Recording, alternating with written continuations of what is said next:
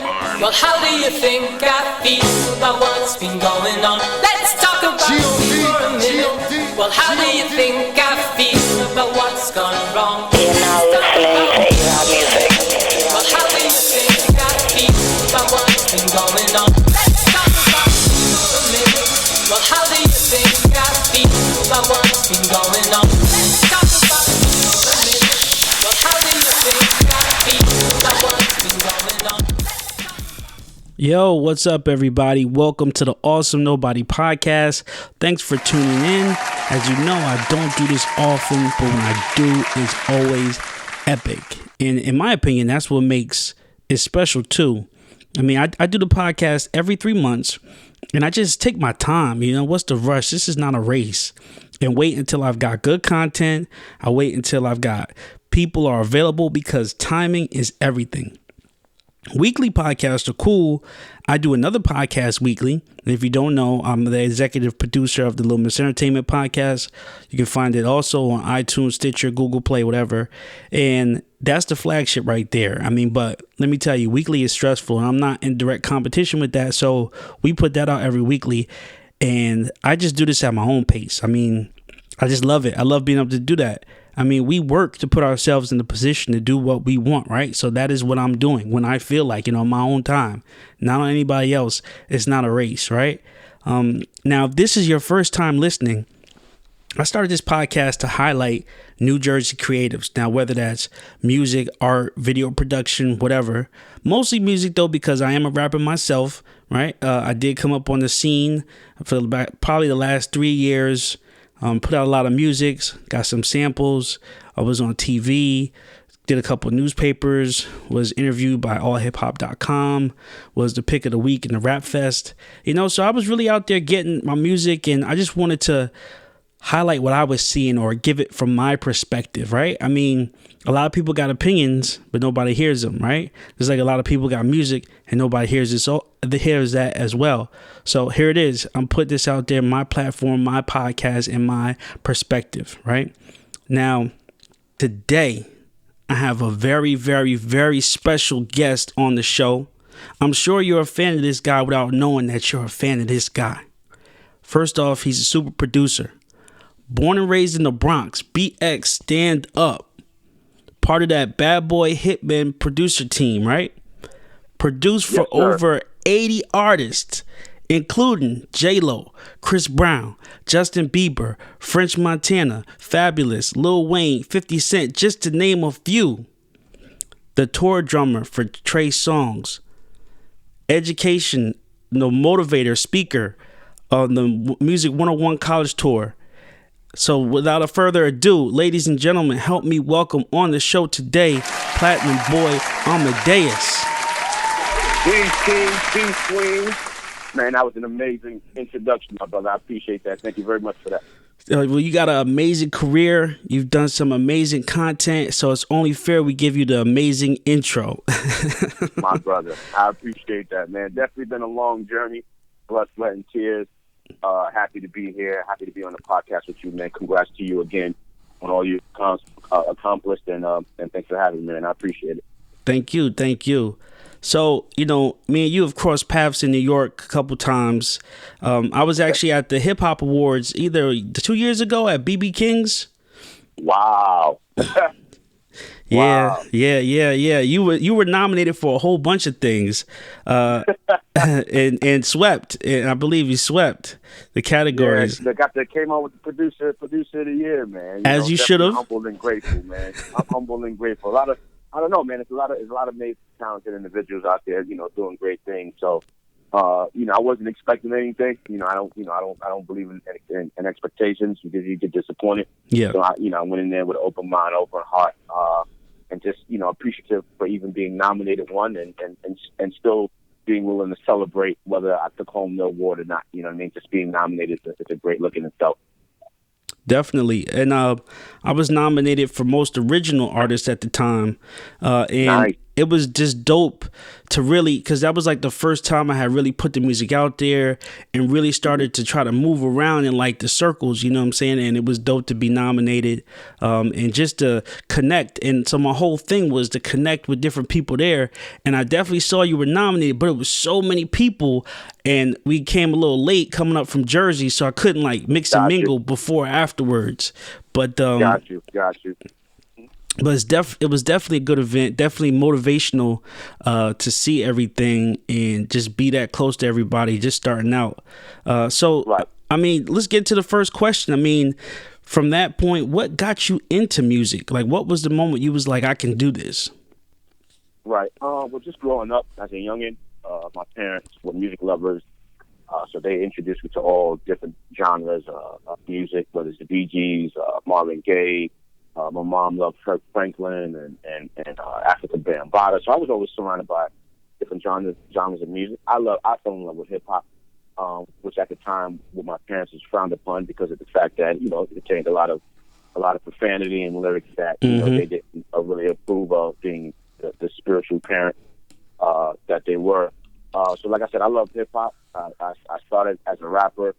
Okay. You know, going in that direction. It's funny because my name was A Boogie, and when I used the name, use the original A Boogie. Yeah, when I used the name, everybody frowned upon it and had jokes on it, you know. So I obviously felt uncomfortable about that, and changed the name years later to Amadeus when I became a producer, because he was a composer, a classical composer, musician. Yeah, and I love the history that he made, and kind of wanted to follow in his footsteps and do the same thing on the hip hop side of things. So. You know, like I said, A Boogie was my name, man. So for those that are tuned in, it's like in life, you gotta do you, gotta be you, gotta do whatever you believe in, whatever you decide to go with, you know, go with it, you know, because at the end of the day, we got an artist I'm from by the name of A Boogie, 10 minutes from where I grew up. Wow. Hybrid, and he's huge, he's successful, he's an amazing artist, and he's doing great things. So definitely shout out to A Boogie and the whole Hybrid movement on what they're doing, man. But you got to believe in yourself, regardless of what people think and people's opinions, in regards to whether it's your name, your music, your style, how you making music. You just gotta do you, man. So that's pretty much how I got to start in hip hop and music. And you know, I decided to become a producer because of me being a drummer and a musician, and learning how to play drums in 4th grade. And just fell in love with production and music behind the scenes. I love hip hop. I love lyrics. But I was one of those kids, I could never recite lyrics. I would always forget or mess up lines. But when it came to the beat, you know, I had the beat down pat. You know what I mean? Yeah. That was my love, and I just decided to become that. And here we go. 17 years later, produced for over 80 artists. So started as a dream. Damn, that's dope. And that's a fact, what you said about just picking up on one thing or another, because I was the opposite. I could always remember everybody's lyrics, right? Wow. But could never pick up on the beats, right? So I think that that's like an innate thing that we all have as far as what direction we're going to go. But it takes time to realize that, as far as what you excel and what your talents are in. That's a realistic look. Yeah, that's dope. So you said you played the instruments, because that was my next question about when you learned out how to play the instruments. Was it band in school? Yeah. It was a school I went to by the name of St. Augustine School of the Arts. It's actually closed down now, but we were able to choose a musical instrument. It was part of the school criteria curriculum, and I was absent on the day that I was to choose the instrument. I really wanted to learn how to play the saxophone or the trumpet. And I was sick that day, and my mom kept me home, surprising me, because she was one of those moms, you could be about to pass out and you were still going to school. You know what I mean? Yeah. So it just so happened that on that day she kept me home, which I ended up being pissed, because the next day when I wanted to choose the instrument I wanted to learn, there was no more slots left. Mm-hmm. And the only thing that was left to learn was the violin and percussion.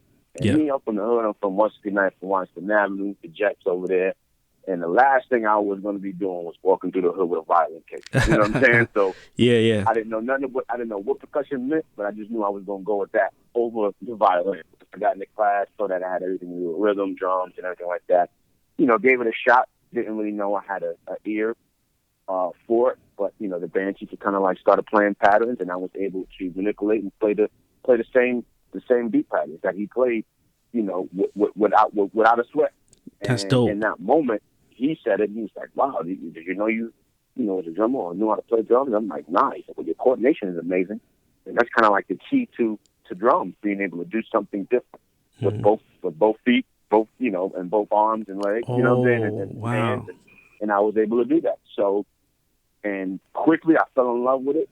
It became a passion. I started listening to drummers that were professional and, different jazz drummers and drummers from church and stuff like that. And I was like, man, if I really practice and apply myself like they did their craft, I can sound like that one day. And that was the case. And that was the drive and the motivation for me to really learn and study the instrument to become a professional drummer. That's dope, man. And that's what's up as far as just getting that exposure. Like, I didn't realize while I was in school, like, just how important the music program was until I actually started doing music. But I think it should be a requirement that everybody just take music. Yeah. Because you notice how they kind of like removing it from schools, man. Yeah. And like making it seem like it's not important, for people to learn. And it's like, man, like, you kidding me? Like, music is what saves people lives. Yeah. You know what I mean? Music is what kept me off the streets and kept me from being a part of gangs and negative situation and doing what kind of everybody did. Not everybody, but the majority of people did in the hood. Either sell drugs, do drugs, you know what I'm saying? Yeah. Smoke, sell, you know what I mean? And just kind of like do all of the negative things. But that music was able to sustain me and, like I said, keep me out of the streets. Yeah. And, hindsight, looking back on the music programs and the kids that were in programs, they had a lot more opportunities to be a part of things, right? Like in my school, there was like a concert, like an annual concert. It was like a winter concert, a fall concert. Then there was, of course, the football games. They were in the band. And then also scholarships, too. So that's so I always encourage people. And just like you said, man, get in those music programs and also try to help save those music programs, man. Right. So how did you go from the band and just their overall knowledge of drumming and rhythm and percussions to producing? It's just to me, it went hand in hand. When you listen to music today, what drives you and what excites you first 9 times out of 10 is the beat, it's the groove, it's the rhythm. Yeah. So me being a drummer, I felt like I had the advantage when it came to making beats, because to me, that was a very important part of a song, of the beat. Of a track, the beat, you know what I'm saying? And of course, the melody is just important, but if your drums ain't knocking, if them snares ain't hitting, and making that rumble feel like you need in the club or when you're in the studio, it doesn't matter what you put on top of it melody-wise, it just it wouldn't hit as much as it needs, you know what I'm saying? So yeah, I just felt like it worked hand in hand. I'm not a classically trained, piano player or a musician of any other instrument. Drum is my major, but God blessed me with an ear, and I feel like I had an ear which whatever I heard or felt I wanted to predict, I was able to get that out. It took me a lot longer, because of the fact that I wasn't a pianist or a piano player, but I got it out. So a lot of and I was just talking to my lady the other day. It's like a lot of records that I produced on my own for years, like. You would never believe it was just me, without any other collabs or any other musicians, or it was just all me. I heard what I heard, and I was able to articulate that and get it out musically. You know what I'm saying? So it just was hand in hand for me. That's dope. And so when it came to the producing, like you said, making the beats on your own, we heard like Ye, give basically like the staple when he said 4 beats a day for 3 summers. Was that like that was your startup grind? Absolutely. And for me, it was like, he said a day or a week? He said 4 beats a day. Oh, yeah, that's definitely, what I was on. And I remember, being in high school and getting out of high school. Like, I started really early. Like, I started, producing around 15, 16 years old. Oh, okay. So I was making beats, I was coming home doing homework, making beats, whenever I had a free moment, making beats, and the summer came and summer let out, and everybody was kind of like hitting streets and amusement parks and theme parks and Rucker, and, you know what I'm saying, and Kingdom, and you know what I'm saying, all Grand Tomb and all these places that was popping. But I don't want to go nowhere, man. I just wanted to make music, and it was that drive and that hunger that I had that propelled me, as a music producer and as a creator. Because just like anything, when you look at, we got in the playoffs right now, and you got LeBron, and you got, Steph Curry, and he's making these shots, and LeBron is making these plays. And if you watch after the game, they kind of discuss, the plays and what they're doing. And it's like, man, LeBron is an older gentleman compared to a lot of the players, yeah. And they was like, well, what do you do? And he's like, yo, man, I worked out. I got the state-of-the-art equipment and technology for me to keep myself in shape and for me to stay strong and be able to run up and down these courts. So it's the same thought process where the more you do something, the more you practice, the more you work on your craft, the better you become. So that was kind of my mentality on it. And it's funny because there's a gift and curse to everything. There's pros and cons to everything. So even though I was making music, the more you make on a day, I started learning that a lot of the tracks and the beats were sounding the same. You know what I'm saying? Because it's like, okay, you make one beat, you finish it, you start on the next one. And it's like, little do you know that you're kind of implementing small elements of the last beat that you just made because it's so fresh on your mind. Yeah, that's true. And it's something that you just completed. You know what I'm saying? So I was doing that for a long time, and I kind of realized that kind of like late in the game, and I'm going to kind of change my approach to how I create. Maybe not really putting a number on how many beats I made, in one day, but just how many different joints I made. Oh, that's true. Saying? Wow. Really stretching my imagination, really being as creative as possible. So let's say if I made a trap beat once, today, and I made like a storytelling joint, and then I made like an R&B ballad, that will kind of give me two different feels and three different type of joints versus just making joints. And like I said, everything kind of like sounding the same. Yeah, it makes sense. I can see how that can happen. What type of equipment did you used to use? MPC 2000 XL, the Phantom, the Motif. Man, I had all those models. Low Fat, Extreme Leads, Roland XP50s is what I started on. We had the Sonic. Like I had all kind of stuff, and I was always like Novation. Like I was always the equipment, person. I love like how you go in the studio and there's a bunch of keyboards and a bunch of stuff in hardware all around. Like I love it. I love to create that type of environment. You know what I mean? So I had keyboards everywhere, I had modules everywhere. You know what I mean? And still to this day, like I'm still on my MPC, man. Okay, MPC, yeah. I'm still on my MPC. You know what I'm saying? A lot of people, there's a lot of different. I've been in, like as you mentioned, I've been in the game 16, 17 years, so it's like a lot has changed since when I first started. So you have, a lot of the softwares out, Logic, Ableton, Pro Tools, Fruity Loops, Cubase, all of the different softwares, man. But I felt like, if this worked for me this long and it still has the same elements and same knock and everything like that, is, if it's not broke, why fix it? Yeah. But a lot of, I've always been one to collab. I've always been one to grow, and to expand the brand and to expand, my sound as a musician and as a producer. So like a lot of the young producers that's a part of, the Platinum Boy Music team and Umbrella and Brand, they use Logic and they use Pro Tools. They kind of like showing me the way of the new wave and of the new sound and what's happening today with all the software and technology. Well, that's important. That's important to stay, relevant and to pick up on that new sound, especially now you hear a lot of debates, right? You'll hear the old heads versus the new generation, right? It's a lot of talk, they always, whether they like it or not, or that doesn't sound like hip hop, or that's not, you stay relevant, Great question. For me, I was just finished talking to, my partner and my vice president of Platinum Boy Music about it. And I said, what allowed me to be in the game and to still be here and to still be relevant. You know what I'm saying? Like, it's because of the love for music. That's true. And that's the passion for creating music, period. Like I said it to him. I said, all this new stuff is cool. The new way of artists becoming successful and, more of a numbers game and people going viral. The viral, and having all of this technology and stuff. We didn't have none of that. You know what I'm saying? So, and not to discredit anybody that's doing their thing right now, for anybody that's doing their thing, much love and respect to however they became successful and however they're getting it. But I'm used to really hitting the pavement. I'm used to getting out there in the streets. I'm used to bringing DJs records. I'm used to, you know what I'm saying? Like really being out there, connecting face to face, hand in hand. You know what I'm saying?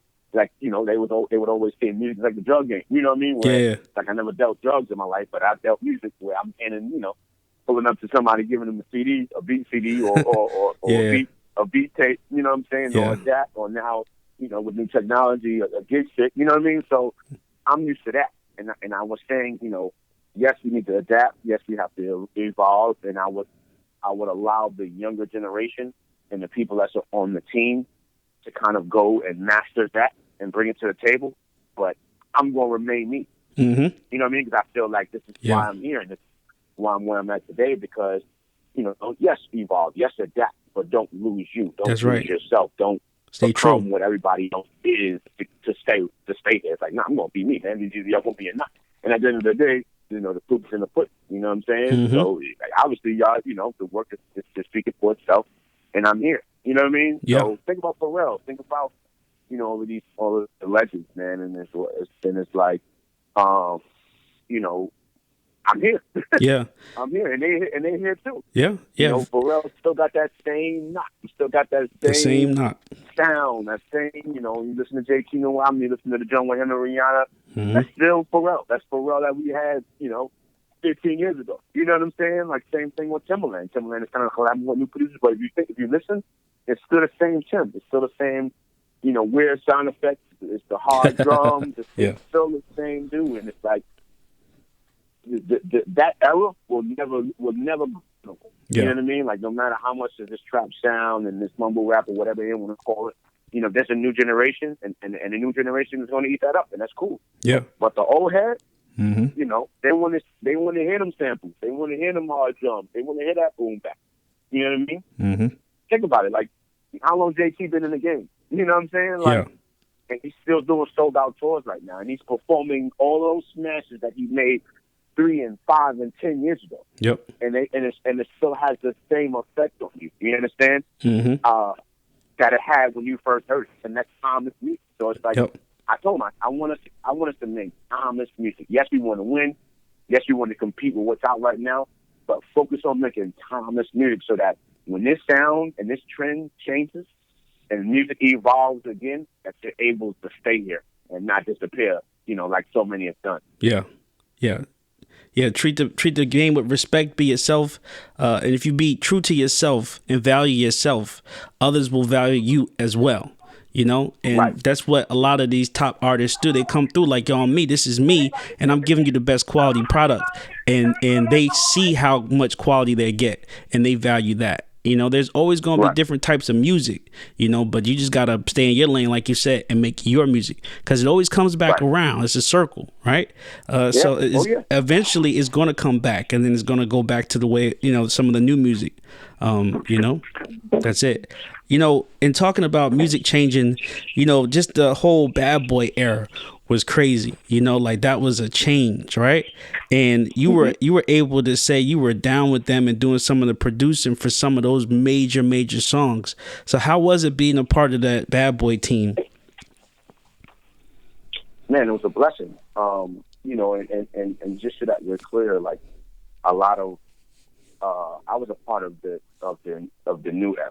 You know what I mean? So I became a part of the Hitman team, you know, when Danny Kane and Donnie Klang and Day 26, you know, was introduced to the world. You know what I mean? Okay. So I was able to work with those amazing artists, and like artists like Sherry Dennis and Lou, and a lot of the younger artists that Puff had at that time. So, you know, unfortunately, you know, I wasn't around. I was a younger man when they were doing, you know, Big and Faith and 112. It's honestly the music that inspired me to produce. It was honestly the music that I grew up on. It's the music that I fell in love with that helped me decide that that's what I wanted to do. You know what I mean? Like, nobody to me, like nobody was seeing that whole that Bad Boy era. You know what I mean? When he brought you know, Total and Faith, 112 and Big and Craig Mack, like Black Rob, like, you know, like nobody was touching that. You know what I'm saying? So it was kind of a movement that I dreamed of being a part of.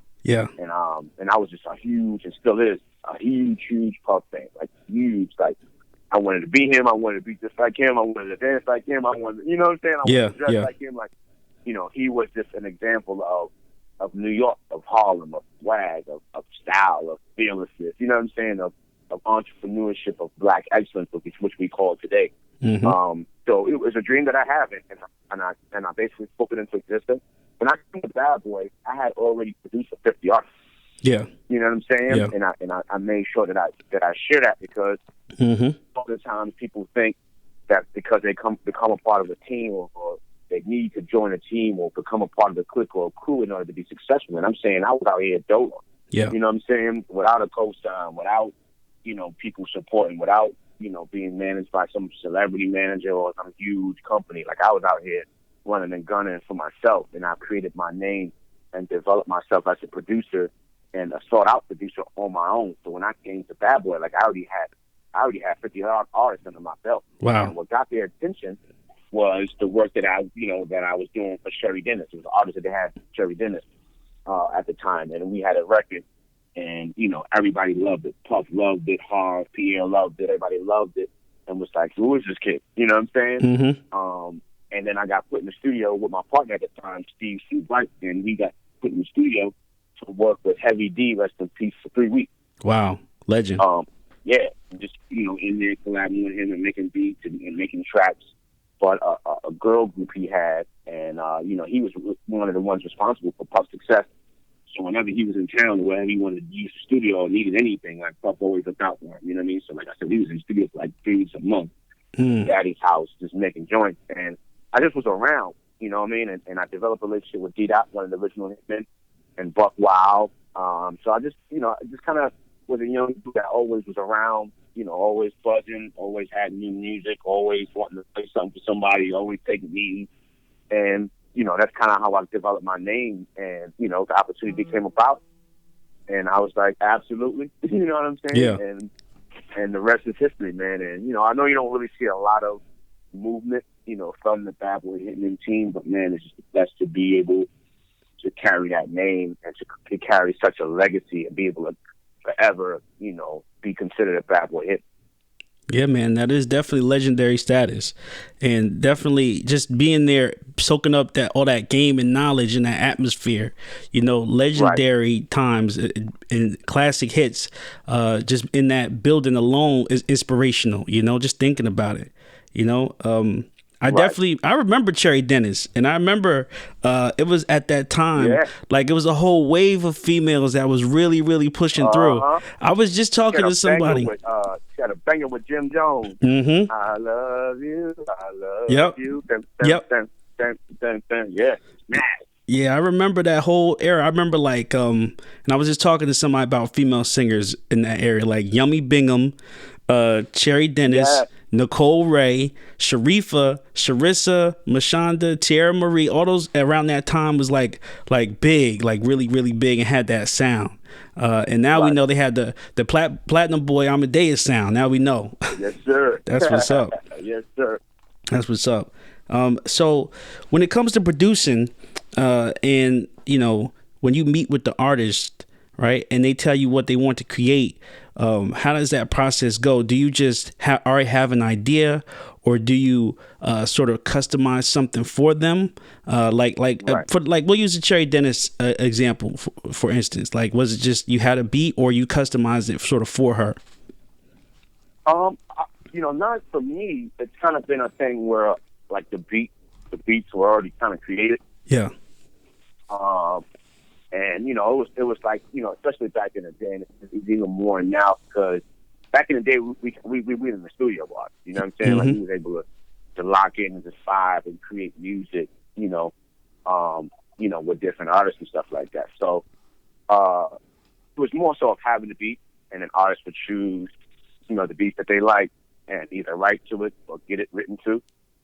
So that pretty much was the process, and it's definitely still the process, more so now, where it's like, you know, you don't even really get to talk to artists sometimes. You know what I'm saying? Like, more, you know, send the beats to, you know, we're going to go to the beat, you know, I'm going to let my engineer pull up, we're going to go to the beats, I'm going to pick out what I like, you know, and we'll go from there. And, you know, I hate that process, but it is what it is, and it's kind of what technology has done to us, to be able to email music and email it and send it to people via email has changed the game. So it's like not really personal as it used to be. Yeah. You know, where we're ending up in the studio really vibing. So like I said, a lot of the records just come about where, you know, they're just sent and people write records to them or have songs written to them, they record it, and it's out. You know, there's records that I've had that I produced for people that I didn't hear it until everybody else heard it. The world heard it. You know what I mean? The first time I heard it was when it was released. Wow, like a surprise. You know what I'm saying? Yeah. So, I was this is the day we live in, man. I was doing some work with one of my producers, and you know, we had a couple of songs, and I was trying to sort of get him out there as a producer, and I found this placement manager who was basically booking like live sessions and listening to beats and then sending them to certain artists. It was pretty interesting, you know what I'm saying, that whole process. Nothing really came about it, but I guess it was legit, but it was just still a different process, you know, trying to get placements and trying to get someone to visualize who they heard on your beat. It was kind of crazy. Right. Wow. Yeah. So when it comes to like your beats and thinking back, what was like the favorite beat, like a favorite beat that you made or that turned out to be one of the best? Man, I think that's a great question. There's so many that, you know, how you get so many records and you're like, yeah, I love that one. Like, that was my joint. Yeah. I think the one I'm most proud of is the ESPN First Take theme song track. Yeah. And, you know, me, being a sports lover, being from New York, you know what I'm saying? Yeah. And just having so many monumental moments. You know, I mean, I'm all New York. I'm a New York Giants fan. I'm a New York Yankee. I'm a New York Knicks. You know what I'm saying? So just to produce a theme song, to score a theme song, is ill. You know what I mean? And I think we did that song in 2016 with Wale and Solly of MMG.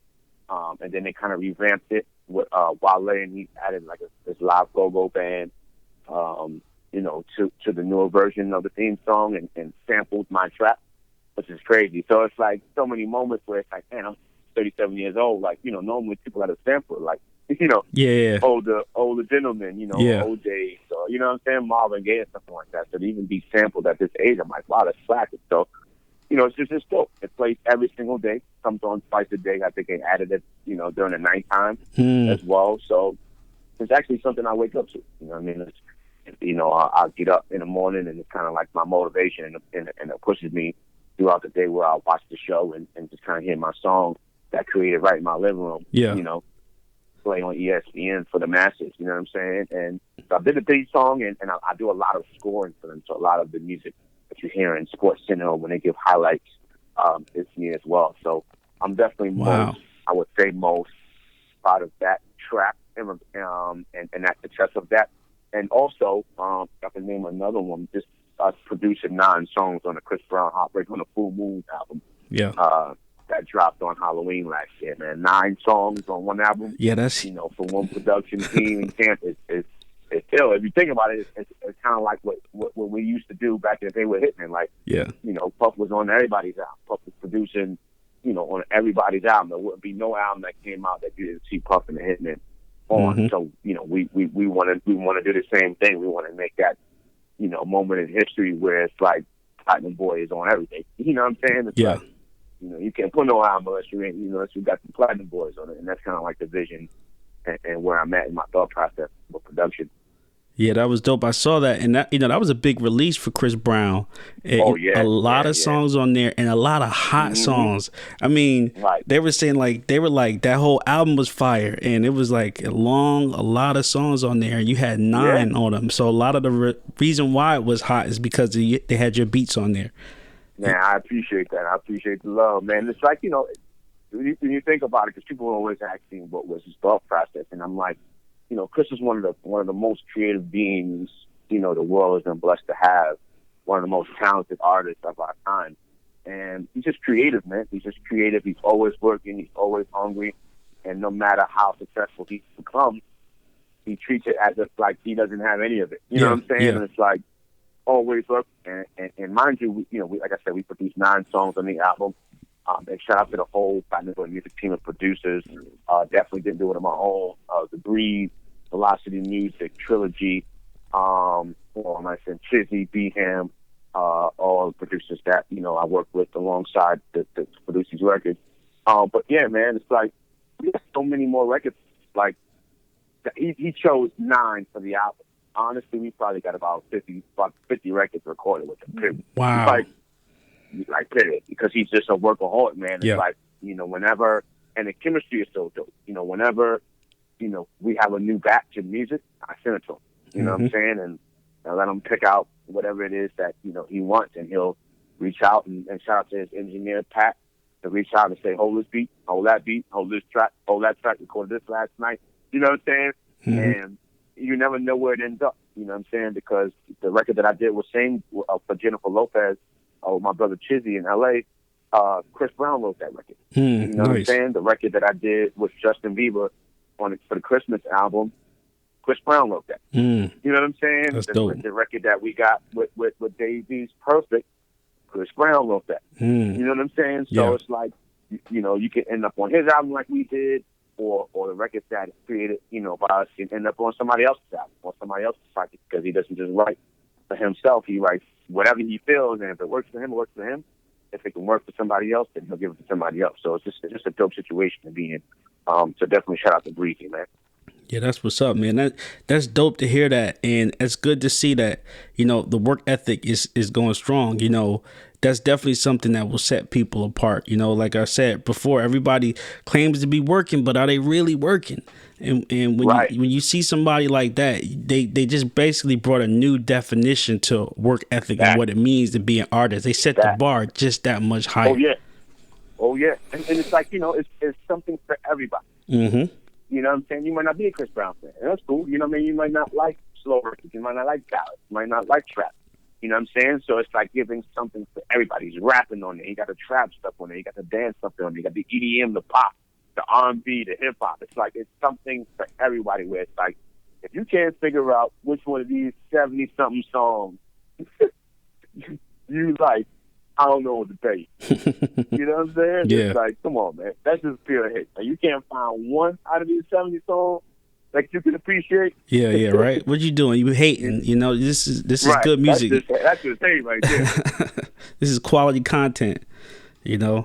Also, talking about quality content, I mean, I definitely think what you're doing with the Music 101 college tour is dope. Because when you think about it, there's a lot of universities trying to create music classes and trying to sell like hip hop at the universities to bring, students in to, give them some sort of formal education in the hip hop. But, you have the experience, you have the wisdom, the knowledge with all that. So I think that's dope that you're bringing that to them, sort of what made you get into motivational speaking in that whole college lane? I just, like I said, I'm from the Bronx. I'm from 169 Washington Avenue. I'm from where they expect us not to make it. You know what I'm saying? Like, where I'm from, we supposed to be, ball players, drug dealers, standing on the corner all day, and it's like, nah, man, like I'm not my environment. You know what I mean? And I love where I'm from. You know what I'm saying? I don't want nobody to get it twisted. Like, I love being from the Bronx. I love my hood.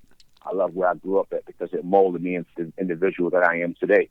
That strong, black king, that fearless king, of not being afraid to go after what it is that I love in terms of being and becoming. You know what I'm saying? So, I just always love to give back. I always love to help people, push people, and inspire people with my story and what I've been through and what I had to overcome to make it to where I'm at today, and just give people the tools and information. And I would, me throwing with Trey Songz, like I would just randomly pull up at a school that was near wherever I was playing at that night. You know what I'm saying? Just to pop up and just, to just inspire the kids and push them to chase their dreams. And then, the Music 101 college is more structured and more of a movement that was put together. You know what I mean? And I definitely want to shout out my partner, Uncle Mike Daniel, who kind of called me up. We graduated together high school, Cardinal Hayes in the Bronx, and he was like, yo, man, I'm in the school system. Like, this is what I do, and I have all of the contact, and I love what you're doing. I just feel like we can take it to the next level and really structure and organize it and put a brand and a name and a movement behind it. And, with that being said, we created the Music 101 College Tour. This is our third year. We visited over 40 schools, bringing the Music 101 College Tour to school. We did NYU, Howard, Hampton, Yale, this goes on and on. Bronx Community College, National Community College, William Patterson, just been all over. And like I said, nobody gave me the blueprint. Nobody taught me the do's and the don'ts of the business. I had to get in the business and figure it out. Bump my head, crash, burn, fail, and I just kind of looked at it as like, why allow people that's coming up, after me to go through the same thing? You know what I'm saying? It's like, why not give them the tools and the information that they need to be great? Like, it doesn't hinder me, doesn't harm me. It's only a blessing for me to be a blessing for those that are trying to learn and come up and do their thing in the business as well. Yeah, that's dope, man. And, I think it's really important because there's not so much of guidance counseling anymore, right? Even like when I went to school, I went to Clark Atlanta University in Atlanta, down there with Spelman and Morehouse, and sort of had to find my way on what I wanted to do, especially. And then the hard part is relating it to your personality, where you're from, and what you're passionate about, right? And then when you meet people who have passion for what they do, that sort of drives you from picking I don't know what the hell major to something that I could do every day, and it really, really helps when people like you come to the school and speak. It really, really helps when they see people like you doing what they care and love about. So that's great to be that example. And I think that's dope if you giving back in that way and having that college tour. I definitely think is very, very needed. So that is dope, man. Thank you, man. I appreciate it, man. It's just like, it takes nothing to help, man. It takes, you know what I'm saying? Like, it That's takes true. nothing away from you to help. And to give back and lend a helping hand. Like, it's a hard business to break into. Mm-hmm. It's a hard business to really become successful in. But it's possible. You know what I'm saying? And I just want to continue to be, one of the lights that shines that in regards to just helping people and just giving people a chance and putting people in a position, to do whatever it is, that they love to do. And, because at the end of the day, it's all about passion. And I love doing what I'm doing. I love the fact that, I wake up each and every day doing what I love to do, which is being a creator, which is having everything to do with music. Imagine those, and I imagine myself, and I can't take it, where it's like, imagine myself waking up each and every day doing something that I don't love to do, or waking up every day going to a job where that's not really what I love to do, or that's not my passion, and I'm working for somebody else, and I'm pushing somebody else's dreams into fruition and ignoring mine. It's like I can never do that. So it's like just having those that mentality of, man, if I can help somebody not, do something like that and really go after what it is that they love, just off of giving a pat on the back or a push, or somebody just saying, yo, man, I think you can do it too. I just want to be that light. Yeah. Yeah, that's definitely dope. And that's real too, man. That's definitely real. I saw one of the memes and I think it was like a boss or a CEO pulled in and was like, had a Ferrari, and the employee was like, man, that's a nice car. And the CEO boss was like, that's right. And if you work hard for the next 10 years, you'll help me get another one, or something like that. It just makes you think like, all your efforts going towards somebody else. You have to find something that you're good at, something you like, a hobby, whatever, and you got to consistently keep up at it. I always say people give up before they even had a chance, like keep with it. Like, no matter what anybody says, no matter how you feel about it, keep going, because you never know what's right around that corner. Amen. Yeah, that's it. So also, I saw in your bio some of your TV performances, right? And that includes the BET Awards. So how was that whole experience? Pretty dope. We've done the BET Awards a few times. Once, if I'm not mistaken, with Chris Brown and August Alsina. Okay. 1 year we did, and of course I'm talking about with Trey Songz, Chris Brown, and August Alsina. Another year we did Trey Songz, and Kelly Rowland. Mm-hmm. And then last year was it last year? I think it was last year. Or the year before that was just us. It was last year, and it was just us. Trey had his own solo performance. But man, amazing.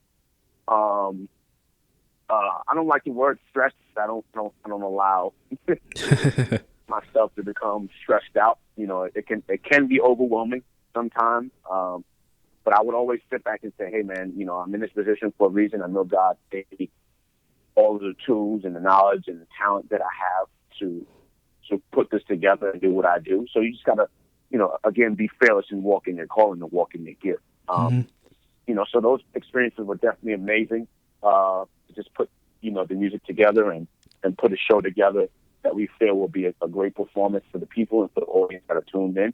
So it's definitely a great experience. Definitely a great experience. A lot of hard work, a lot of hours in rehearsal with the band, a lot of hours in rehearsal with dancers and the set and putting everything together and you know, it's a lot goes into it. You know, I know people see performance on TV by an artist for like 3 or 4 minutes, man, but it takes weeks, you know, to put that type of stuff together. So definitely an amazing experience. Yeah, wow. Yeah, this year we're going to LA for the BET Awards, and Super dope. yeah, we set up for press out there. So we're gonna try to do the red carpet, and we definitely doing the BET experience. But they had 2 separate applications for the press, so we submitted for both. So we're definitely doing the BET experience. We're trying to do the red carpet for the awards, but we'll see if we get accepted for that. So we'll be out there this year. I hope all goes well, man. Thank you. Yeah, it's you know, as we, because I do basically 2 podcasts. So it's me, and then it's a Little Miss Entertainment show. And she does more of the women's empowerment. She does more of like sort of some of the social issues. I do more of the music. And so we go out there as a team. She has an event on Saturday. It's a networking and a panel event. And so she's sitting on the panel for that. And then I'll be supporting her. And then when we come to the BET experience, we'll be switching off. And then I'll be doing some interviews and getting some of the footage for that. Yeah, so it's definitely going to be a nice experience. That's nice. That's awesome. Yeah. Now, speaking of that, BT is in LA, and then you being from New York. What are some of the differences in the industry, do you think, like for, let's see, either opportunities or upcoming artists that you've seen? Is New York still the place to come up, or has LA taken that title? I think they were kind of saying that LA was the spot creatively. And I kind of agree with that in a way where it's like a lot of the song collabos and a lot of the creative sessions happen out there with writers and artists and stuff like that. They kind of shut down a lot of the studios here in New York. They sure did. Major studios here in New York. But they kind of have a lot of them still up and running out in LA. So, but for me, you know, I honestly feel like, you know, you can be creative anywhere, man. Like you can really do anything anywhere. You know, with all of the technology that we have and the internet and being able to do what you can do online. You know, you don't have to be from a specific place, come up and really do great things. You know what I'm saying? Mm-hmm. You know, but New York is definitely one of the most powerful hubs here for music. At the end of the day, like, you know how they say it, if you can make it in New York, you can make it anywhere, you know? That is true. But to me, everything is viral, man. Everything is online. You know, we got Bryson Tiller, he's from Kentucky. You know what I'm saying? Like, and you're having a lot of different artists, you know, kind of pop up from places where you'll never expect to get artistry and rappers from. You know what I mean? So, you know, it ain't, as I always say, it ain't no rules, it ain't no right or wrong. It's opportunity out. It's about seizing the opportunity and applying yourself musically and doing all that you can do creatively and using all of the tools and all of the opportunities that are available to you via online, you know, to become successful. That's true. Yeah, it's definitely true. I know just from me doing music in the city, in New York, New Jersey, and the way you got to run around in New York, like you said, I think New York is a great, like, proving ground, right? Like, Right. and to put like a definition behind when they say if you can make it, because if you can put up with the trains, if you can figure out the directions and where to go and the meetings and the shows and the right places to perform, you could take that groundwork in anywhere. So when you get to LA, which is more of an open space, or any place that has an event, you already know how to move, because it's so tough to move in New York. You can get to Right. where you need to go in LA. You can get to the shows that you need to get to, and you can even get in to the shows you need to get to from having to do so much talking in service in New York to get to where you need to go. You're already almost a veteran by the time you move someplace else. So That is true. because I definitely think that's why New York is such a good starting point. You know, it's Right. not easy. It's not easy out here. Right. That's awesome. Yeah. So with the music and the music today, right? What do you see changing in music in the next few years? Man, I just, and I just had this conversation before getting on the phone with you. Like, I would love for people to just go back to, I'm not saying to go back, but people to just create what they love and create, from their true self. I feel like a lot of people are creating what they think will work, or what they think will become successful, or what they think, people would love, or radio would play, versus it being what it is that they truly feel, you know what I'm saying, and want to express, with the people around the world. Like, for instance, yesterday we celebrated, one of the greatest rappers of our time, Biggie, the Notorious, B.I.G., who celebrated, I wish he was able to celebrate him, but we celebrated him for his birthday yesterday. And it's like, you can put on any one of Biggie's songs right now, and how you feel, again, will be just how you felt when you first heard, like, Hypnotized, or, you know what I'm saying, or What's Beef, or More Money, More you know what I'm saying? Like, are we getting that feeling today? Yeah. So and again, there's a lot of music that's out right now. There's a lot of music that's dope. There's a lot of music that I dance to, that I rock to, and that I appreciate. But I don't feel like a lot of what we're getting is timeless. I think it's music. I think it's music for the moment. Cool, it's a work that people are dancing to this. The young kids that make a new dance move to it. And we rocking and we rolling. We selling 2 million records. Everybody's going gold. Hey, look at it. Everybody in their mother is going gold and platinum. That's true. Everybody in their mother is going gold and platinum. And think about it. Back in the day, it wasn't like that. Nah. It wasn't like that. And again, I'm not angry. I'm not. I got a Chris Brown album that's gold and platinum. I'm not mad at that. 2 new plaques on my wall. Cool. But what I'm saying is, it just was different back then. Yeah. I just feel like it's a lot easier now to obtain success in the music industry, where it wasn't like that before. You had to really put in work. You had to really hustle. You had to really invest. You had to really spend hard-earned money to come out with a song and release music. I can make a song right now and put it out tomorrow because of technology and the platforms that allow you to do so. Like, everybody wasn't pressing up records back in the day. You know how much that cost? Yeah, crazy. You know how much it cost to go in the studio? You know how much it cost to really get a song mixed and mastered? And, man, couldn't do it on no computer. You had to go in the studio and do that. And so now the fact that everything is at people's fingertips, and there's endless opportunity and endless ways to put music out and to rap, and to being a rapper and a producer wasn't the easiest thing to do back in the day. You know what I'm saying? And now any and everybody can become that because of the access that they have to tools that's needed to make music. You know what I'm saying? A beat machine cost me $1,300. Damn. My MPC cost $1,300, and then when I got the MPC, it wasn't no sound. You understand? I had to go sample the sounds. I had to go buy sounds. I had to go record shopping and sample drums, and I had to make that. You go buy Logic tonight, right? You go buy Logic right now. You're getting 5,000 sounds.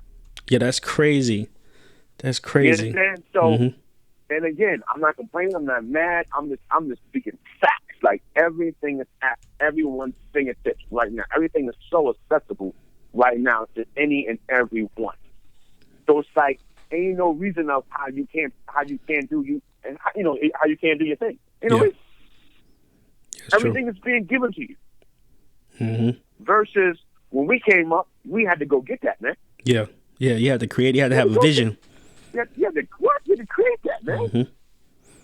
Ain't no sounds, like ain't no arpeggiate. You know what I'm saying? Like we got arpeggiators, right? Like, you getting patterns. You got sample packs. You understand? Yeah, that's like, true. That's true. You got people selling loops. Yo, bro, I had to go dig, man.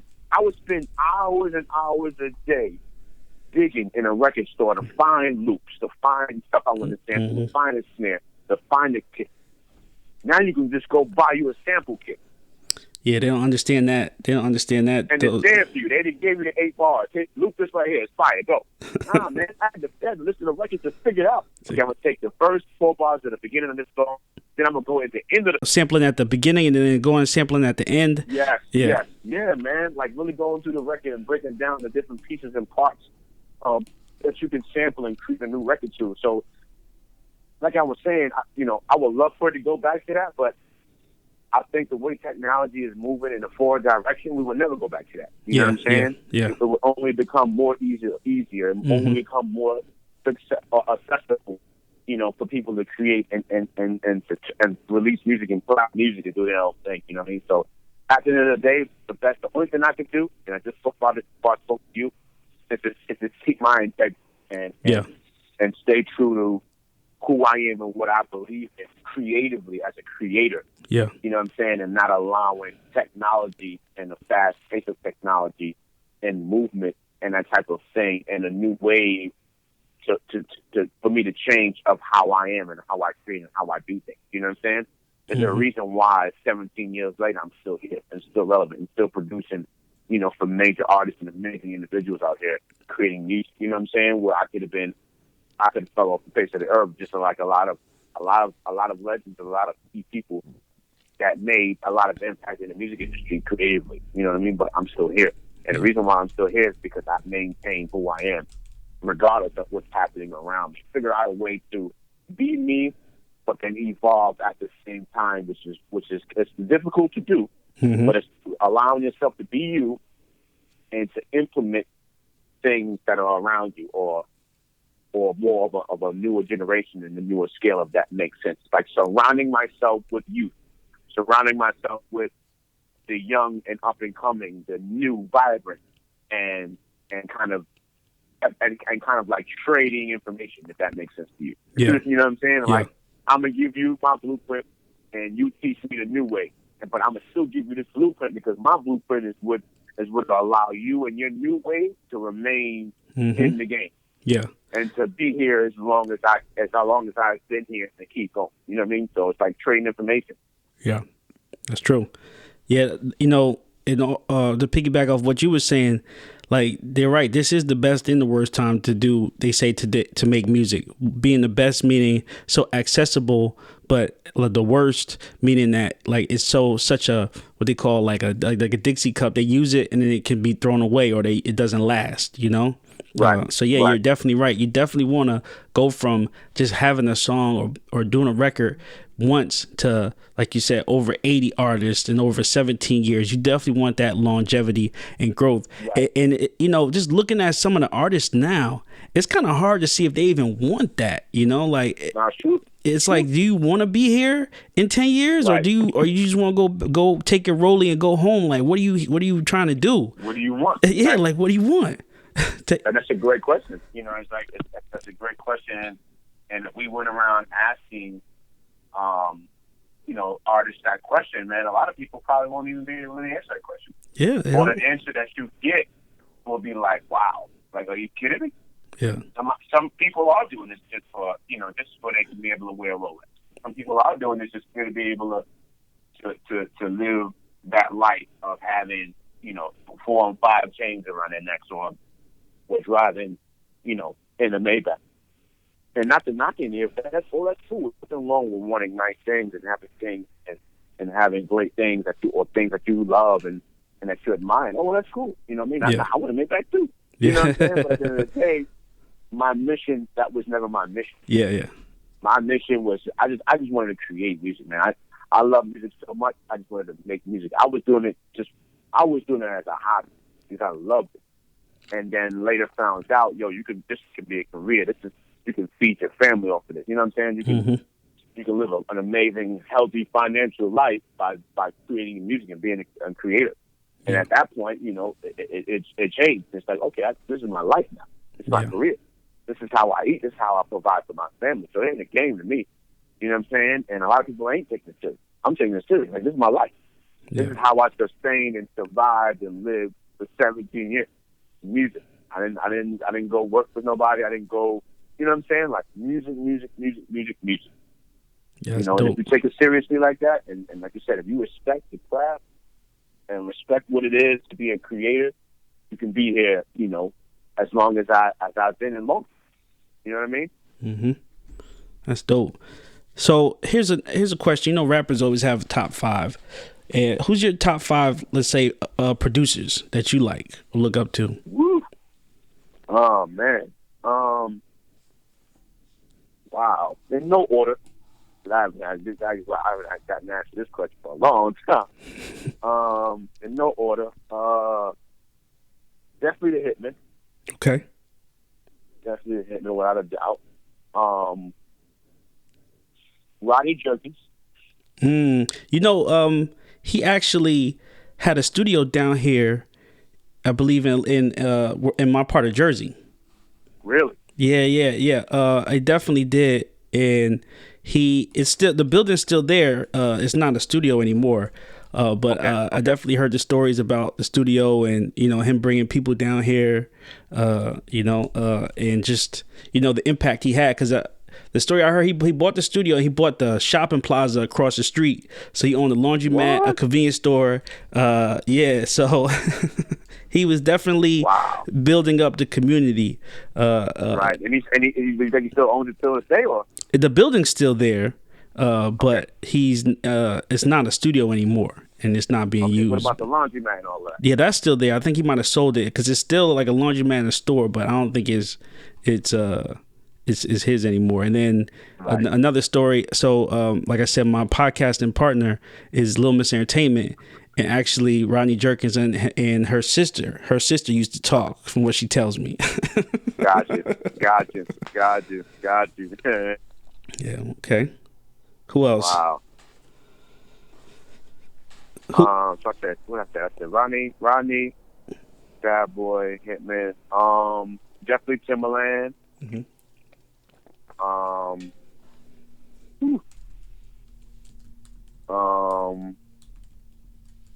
Definitely Just Blaze. Just Blaze, man, the legend.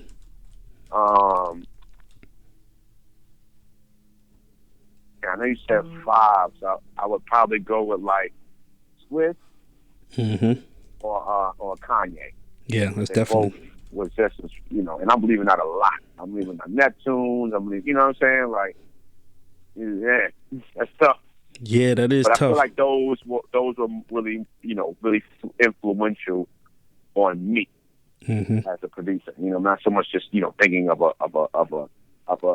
just people a name because everybody else names them, or just because it sounds cool. Like I'm saying more of influence to me and my sound and what inspired me to be a producer, than I am today. Yeah.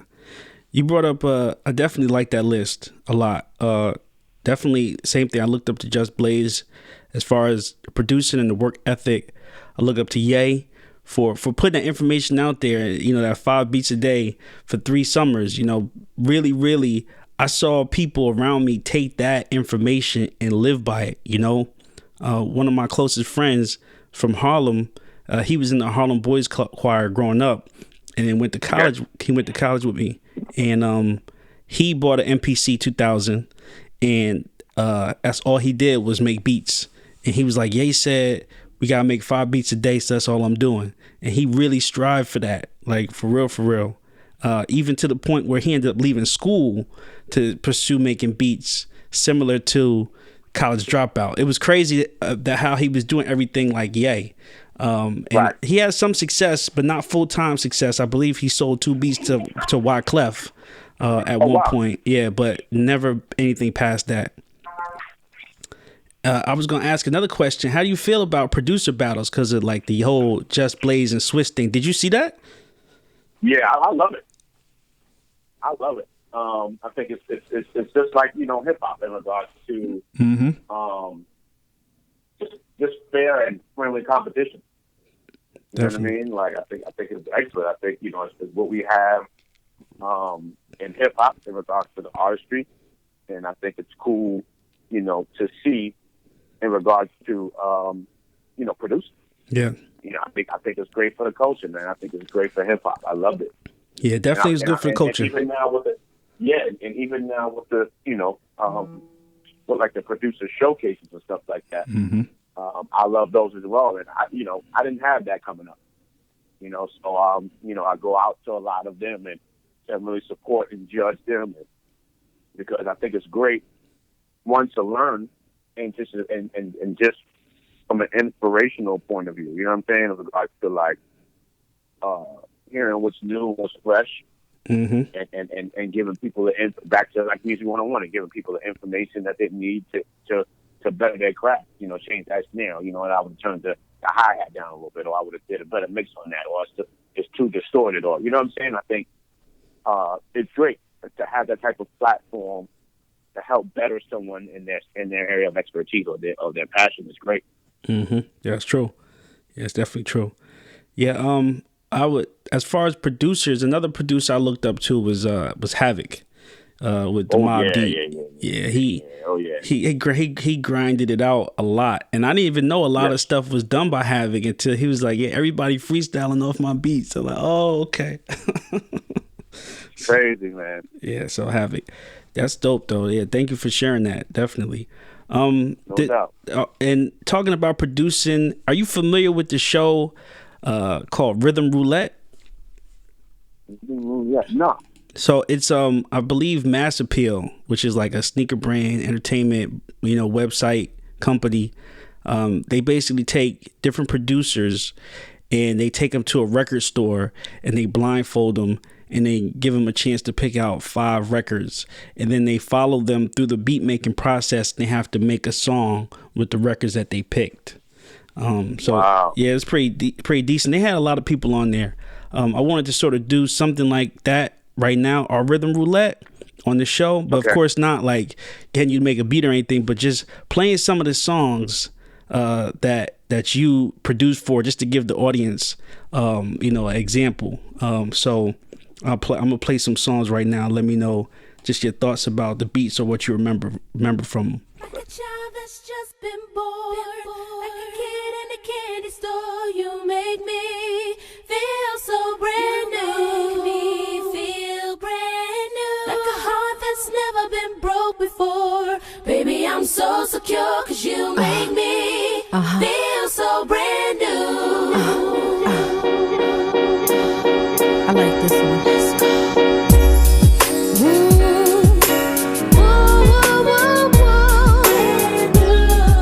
You're making me feel, yeah. So I was playing Brand New by Lil Mo. Wow. Nice. So now, what was the question again? Now for these joints that you're playing? I was just playing some of the songs, and then what you remember about that, because that actually that beat had like a little bit of a it was like it had a sound to it, and like her hook, and I like Lil Mo. I met her a couple times, and that was a dope beat, man, like a dope song. Thank you, man. I think, if I'm not mistaken, it's the Stylistics. Yes. that I sampled, and I'm surprised I even remember that, man. I remember stuff. But yeah, I sampled the Stylistics. I remember playing it for her, and like immediately her falling in love with it. Like, yo, I need this. I already know. I already know what I'm gonna do to it. You know what I'm saying? Mm-hmm. And I just remember that record, and she's just like, I'm gonna go with the same thing. You made me feel brand new. You know what I'm saying? I'm like, oh wow. So it's kind of like a female answer, a female response record to the original joint. You know what I mean? Mm-hmm. And just that soul, man. When I first, and that was one of my tracks I produced in the beginning of my career, where I always would grab the soulful loops and recreate those soulful loops, or loops that just had a certain feeling to them. You know what I mean? And that's kind of like what I was on back at that time. I was really sampling a lot and just grabbing stuff that just felt good and people related. So definitely a monumental record, one of the beginning placements in my career. That record, Brand New by Lil Mo. Okay, I'm gonna play another one. So you hear like a small silence, and I'll tell you what beat it is. We ready. I got you. Raw shit, right? Split these niggas to the raw meat. Dramatic Bitch, I'm raw. So you hearing that any nigga outcook me? It's suspect. All right, I played "I'm Raw" by Fabulous. Ooh.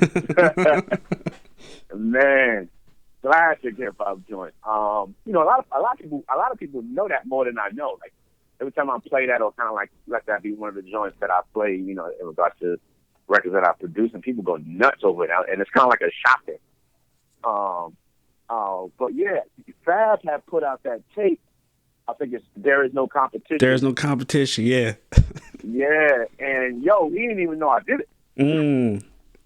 He didn't even know I did it, and it's crazy because Fab, and I didn't take it no way, because Fab has been like one of the illest dudes, like, and just genuine and just 100.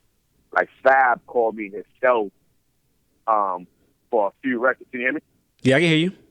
Yeah, he called me a few. He called me a few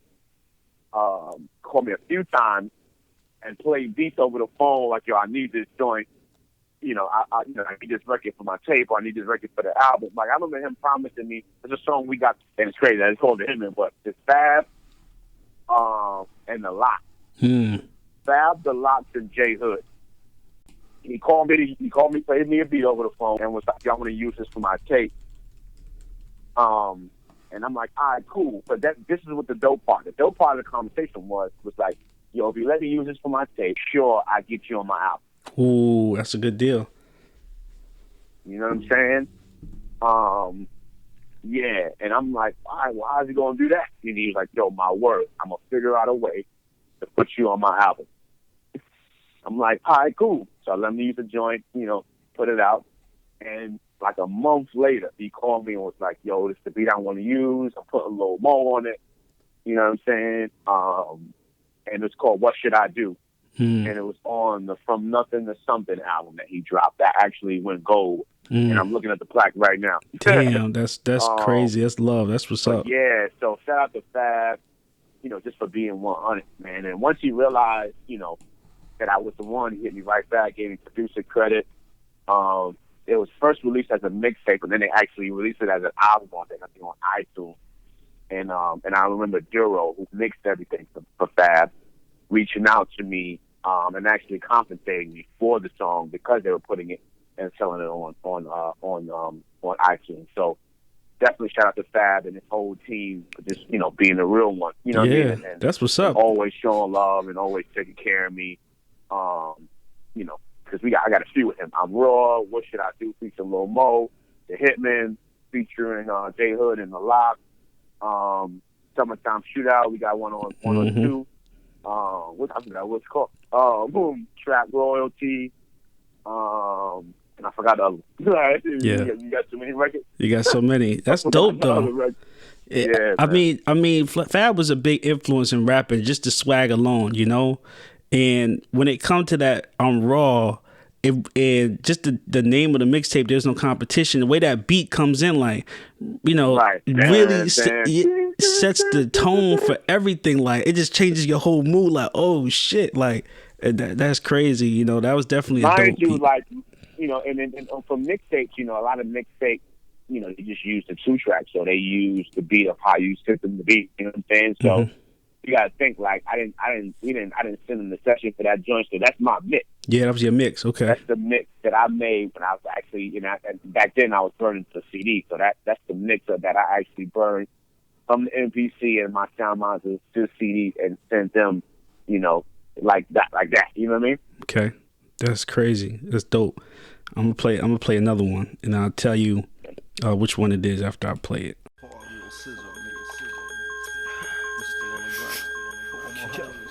And crack and cook that raw shit up the hard shit. And tell my fellas that until my coffin steady mobbing. Till my coffin steady mobbing. Into my eyes and you'll see all the hate the ghetto brings. Take a journey through my soul, and let's roll through the streets of reality.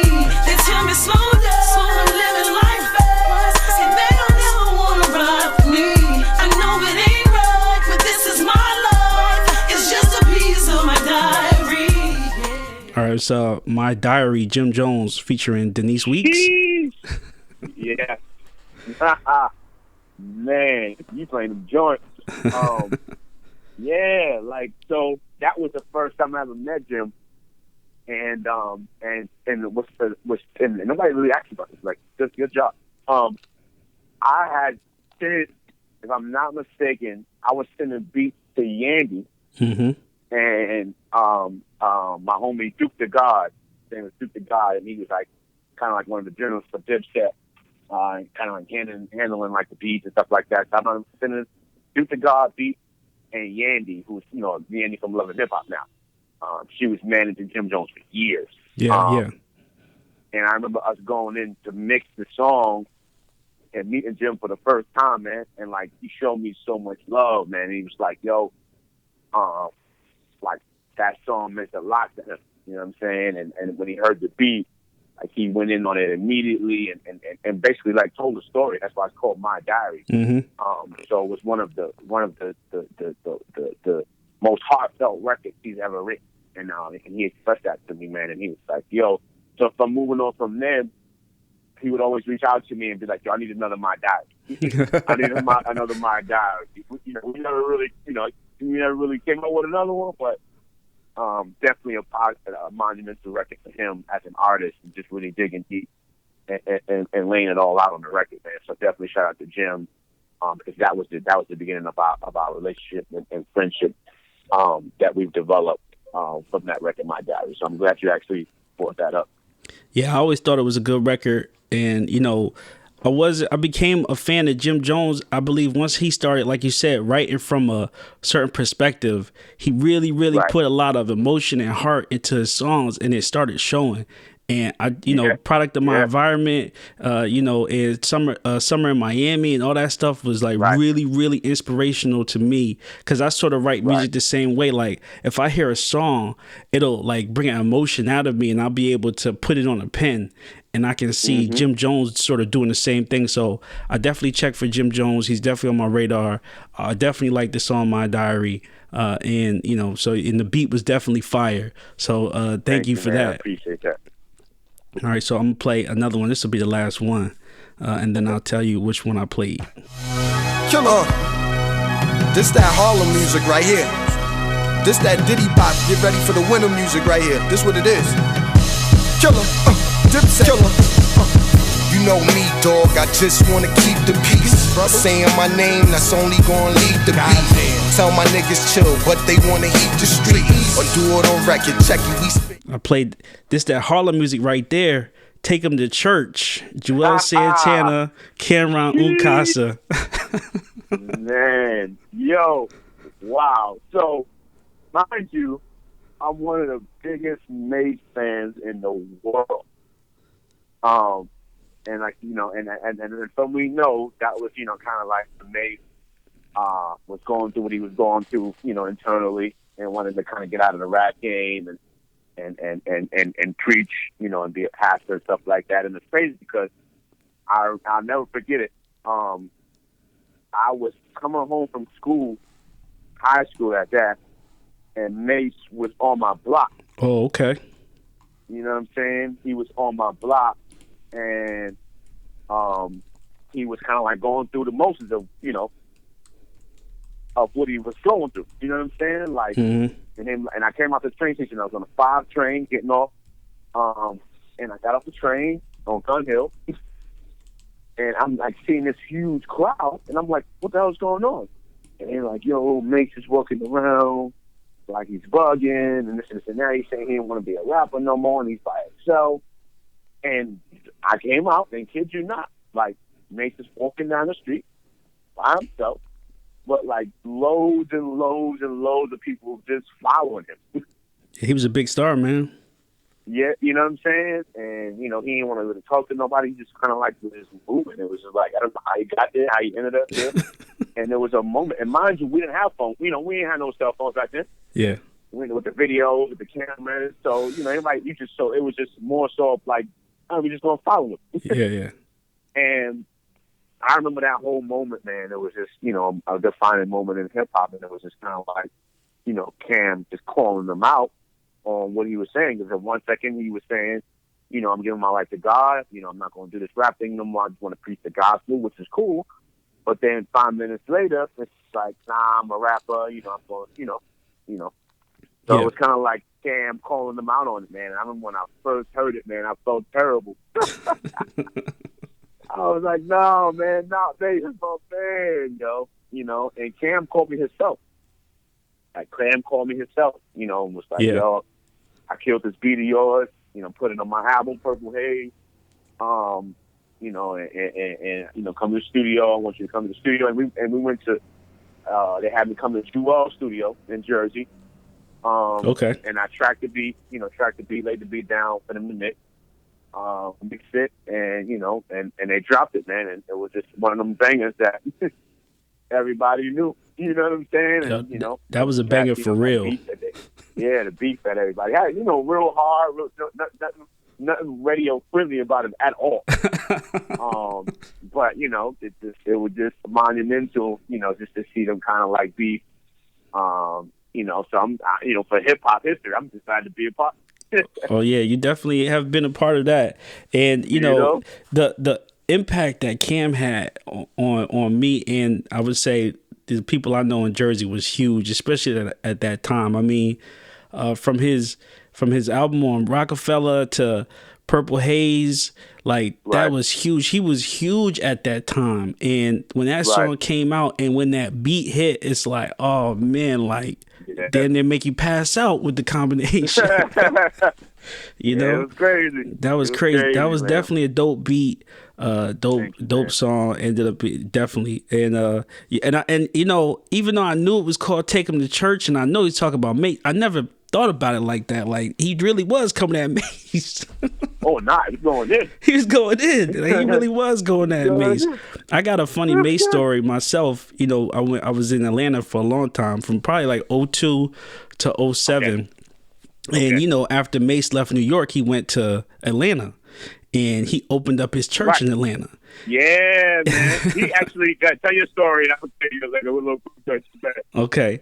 And, we would have church on campus, and I had the idea one Sunday, like, I wonder where Mace Church at. He's supposed to be down here. Right. So I Google searched it and found where it was. And I told my homeboy, like, yo, let's go to Mace Church this Sunday. And, on the website, had this big ass church. It almost looked like Emerald City from the Wizard of Oz. And we had the GPS. There was no GPS. We had to MapQuest it.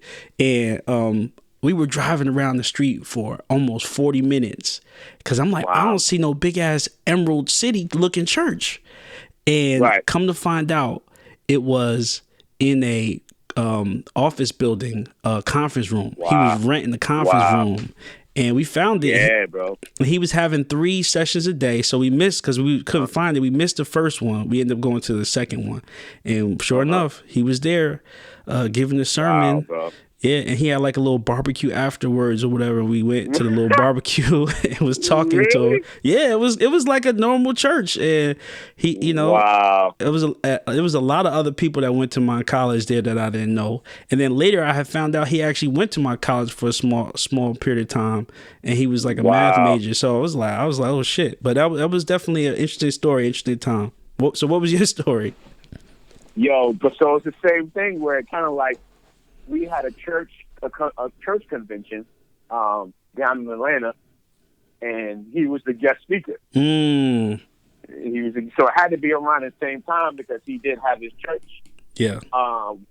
Happening down there. I forgot what year it was, but he came and he preached. Yeah. And I can't lie, he was pretty good. Yeah, he's pretty good. Like, you know, he was pretty good. And the funny part was I remember him saying like, asking people like, were they listening? You know what I'm saying? Because you're gonna get like 70-80% of the people that just there because of him. Yeah. And then you're probably going to get like another 20 or 30% of the people that's really listening, that's really tuned into what he's saying. You know what I'm saying? Mm-hmm. So he kind of like acts like, y'all listen to me? Like, you really listen to what I'm saying, or you looking at me? Yeah. You know what I'm saying? And he's like, this is not me. This is Pastor Mason and Betha. Yeah, Pastor Mason Betha. That's right. Yeah, that's dope. Bro. That's definitely dope. Crazy. And I don't have a song, but we're talking about, since we were talking about the whole beef thing and the whole taking to church, you did another diss song that I saw. You did Get Off Me by Foxy Brown. Yes. Man. Did you know that was a diss song too? Yeah, I was there. And again, mind you, that and another song she did was my first placement ever. Oh, okay. You know what I'm saying? So, and I remember how that happened, like if it was yesterday. So basically, I met with her brother, Antwan Marchand, who was the head of A&R at Interscope Records at that time. And I played him some beats. My cousin Joey played some beats because he worked alongside him. Went in there, played them beats. He loved it and was like, yo, I want you to go meet my sister. She's going to be in the studio tonight. And Chung King Studio in the city. So I'm like, all right, bet. So, and I'm like, my sister's Foxy. And I'm like, what? Yeah, my sister's Foxy Brown. You know what I'm saying? So he's like, yo, go meet Foxy and Chung King tonight at 8:00. Went through, played a bunch of beats. She picked the joint she loved. Got a call the next day and was like, yo, she did 2 songs. She did Get Off Me, which they didn't even break it down. She did 2 songs. The one that they told me about was the song Cradle to the Grave, which is the actual title song to the Cradle to the Grave movie and soundtrack that DMX had put out. Mm-hmm. So that was one song. And then she's like, the other song is called Get Off Me. We'll play it for you when you come down here. Went down there, heard it. I was like, is she kidding me? Because mind you, I love Foxy and I love E. Damn. And mind you, I'm new to all of it. So I didn't know how things work. I thought it was going to be on site when I saw E. You know what I'm saying? Like, you made the beat for that, bro. Like, then I was like, I ain't going to never get to work with E. I had just met Swift and we cool. So I'm thinking, I'm going to have a whole beat with Swift, man. I was like, yo, my career is done and I ain't even start yet. You know what I'm saying? Yeah, that's crazy. And then one of the OGs is like, nah, I think you good, man. Like, you just made the beat, bro. Like, they ain't got nothing to do with you. You know what I'm saying? Whatever she's saying is between her and Eve, you good. So I remember that night, 2 days later, Flex dropping that joint on the radio and dropping bombs. Dropping bombs. Going crazy, though. Like, new Foxy Brown, she's punishing, like, she's punishing Eve. It's so disrespectful. So disrespectful. Oh, my goodness. And I'm in there like, wow. Like, 1, I made it to my living room. 2, this is Flex dropping bombs. Dropping bombs. 3, he's going crazy on E. And even though they told me I was good, I still was worried, like, man, this is a rap. I'm about to be a rapper. So definitely a defining moment in the career, the start of my career. In regards to me as a producer, first time ever hearing my song on the radio was that song "Get Off Me" by Foxy Brown, different Eve. Wow, that's a crazy story, man. And I can see how you have all those emotions going on at the same time.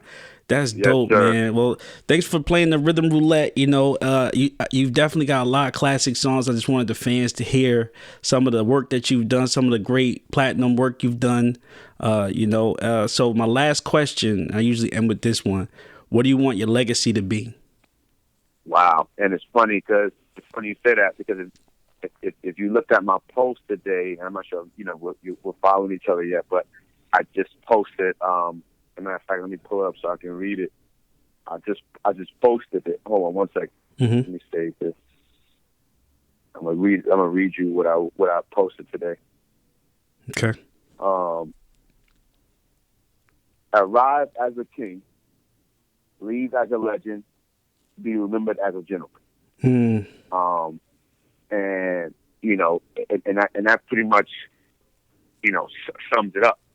You know what I'm saying, in regards to, you know, what my goals are and what I want to build, and I want to be known, for one, being a king, for one, being a leader, for one, being a person of success in the music industry, but one of the most genuine, humble, God-fearing men you'll ever meet in life. You know what I'm saying? One of the most down-to-earth, coolest dudes you'll ever meet in life, but so well accomplished and so willing and able to help others. You know what I'm saying?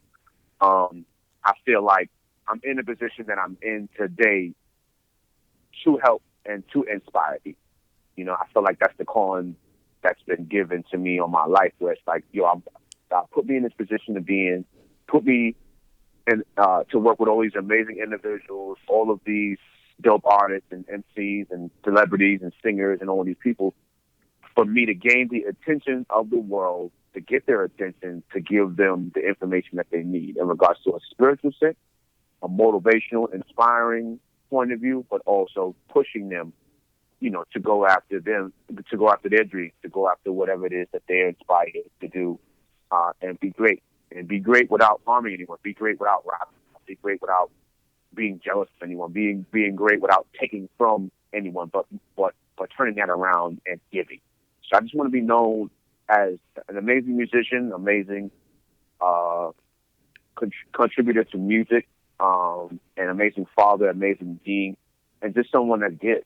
Like, you know, I want people to be able to say that because of me listening to Amadeus interview, or because of me attending the Music 101 college tour, or me hearing him speak, or because of a post that he posted saved my life, or inspired me to do this, or inspired me to leave my job and go after my dreams, and inspired me to do this and that, or have pushed me to be in the position I'm in today, the CEO of Microsoft, the A&R at Interscope, you know, this multi-platinum selling artist. I just want to be able to hear those stories and know that the interview such as this can inspire someone else to be great. Man, that's beautiful, man. And I definitely think you're achieving that, or will achieve it, and have been achieving that, man. So thank you for sharing that. That was powerful. No doubt. So let everybody know where they can find you at, you know, all your social media and websites. Yes. Instagram, you know, the social media rules the world now. That's right. So on IG, Amadeus PBM. PBM stands for Platinum Boy Music, so that's Amadeus PBM. AMADEUS PBM. Also, Platinum Boy Music is on IG. Platinum Boy Music. Also on IG, Music 101 College Tour PBM. Once again, it's Music 101 College Tour PBM. The website is www.platinumboymusicworldwide.com. And also, you know, once you follow me, you'll see the team. Shout out to Platinum Boy Music artist Captain D-Mac from the Bronx. Dropped the record today, new single, Just Me and You, out right now on all social media platforms. And also look out for Flyboy Maestro, representing Vermont, as well, who's dropping 2 days from now, Distant Lovers, on all social media, on all platforms as well. So, you know, once you follow me, you'll see them. Uncle Mike PBM as well, Miss CEO Angel, and you know, just lock in, man. I appreciate everybody's support. I appreciate you for having me here on this interview and just dropping wisdom and knowledge that can possibly inspire and be a blessing to people that's tuned into the podcast. Well, thank you for sharing, man. It's definitely been a great interview. I had a great time talking to you. Thanks for all the insight, your wisdom, and your knowledge. And I'm definitely inspired. I know the audience will be too. So thank you, my brother. Thank you. Thanks everybody out there for listening. And you guys know where to find me because they're listening now. And I want to tell everybody to be great and be awesome. This is your boy Awesome Nobody on the Awesome Nobody podcast.